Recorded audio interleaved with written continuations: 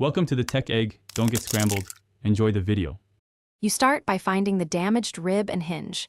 This is where the repair saves the umbrella. Use needle nose pliers to gently open any bent metal and expose the joint, and remove obstructing stitching only if necessary. Once done, clean corrosion and fabric debris so adhesives will bond. This prevents repeats. Make sure to keep small parts organized in a tray and orient the frame as it sits when open, because reassembly must match the original geometry for smooth operation. You now fix the structural failure by aligning the rib and adding reinforcement. This restores strength and keeps canopy shape. First, trim any jagged edges to prevent fabric cuts, then slide a slim metal splint alongside the break or splice with a matching rib segment. Once aligned, apply two-part epoxy to the joint and clamp just enough pressure to close gaps. This ensures load transfer. As it cures, make sure the opposite ribs remain symmetric, so opening action stays balanced and smooth.